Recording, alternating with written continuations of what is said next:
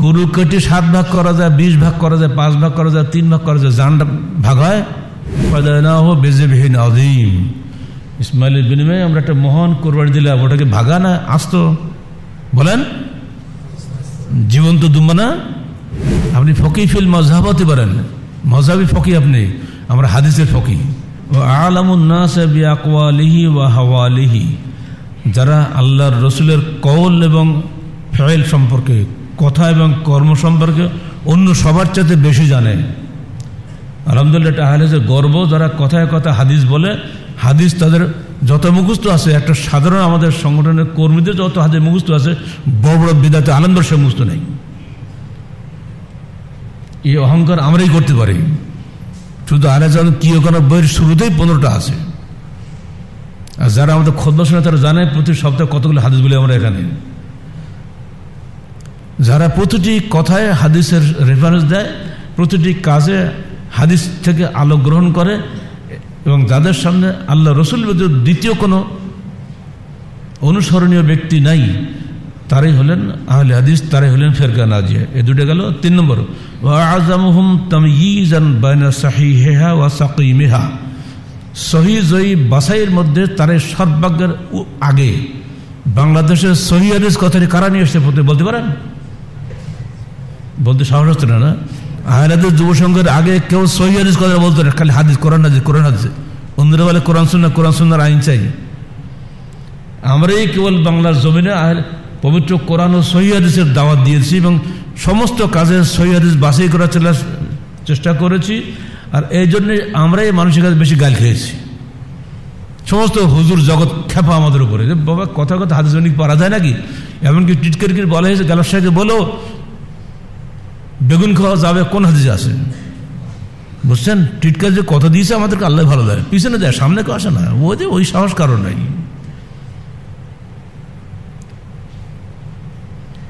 সহি এবং জয়ী বাছাই করে যারা চলে, আজম তারা সবচেয়ে বেশি বাছাই করে আহলে হাদিসরা, অন্যরা নয়। 4 নম্বর, আইম্মাতুহুম ফুকাহাও ফিহা ওয়া আহলু মাআরিফাতিন বিমাআনিহা ওয়া আতবাআন লাহা, তাদের ফকিরা, তাদের নেতারা, আইম্মা তাদের নেতারা, ফুকাহাও ফিহা সবচেয়ে বড় ফকি। অন্যরা বলকে জানেন আহলে হাদিসটা ফকি না, ওরা ফেকা কি বুঝবে? অথচ ইবনে তাইমিয়া বলছেন আহলে হাদিসরাই সবচেয়ে বড় ফকি।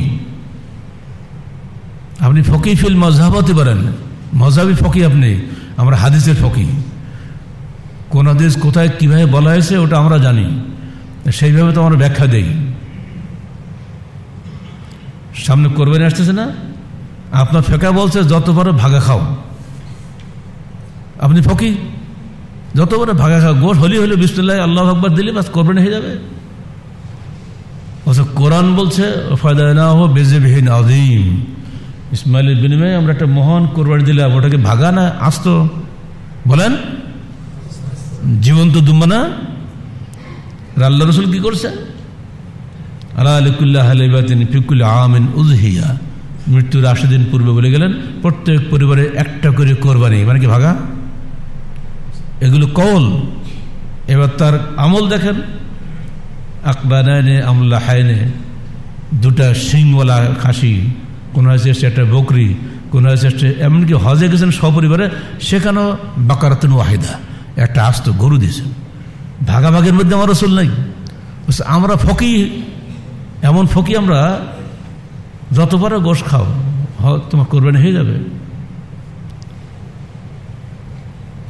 গরু কেটে 7 ভাগ করা যায়, 20 ভাগ করা যায়, 5 ভাগ করা যায়, 3 ভাগ করা যায়, জানটা ভাগ হয়।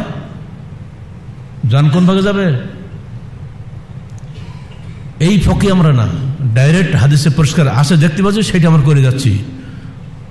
যারা বিপরীত বলেন তারা আমাদের সাথে 100 গুণ বড় আলেম হতে পারেন, কিন্তু রসুলের উপরে আলেম তারা নন।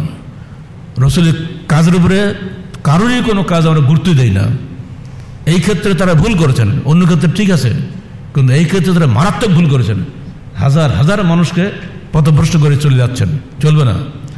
আহলে হাদিসরাই সবচেয়ে বড় ফকি।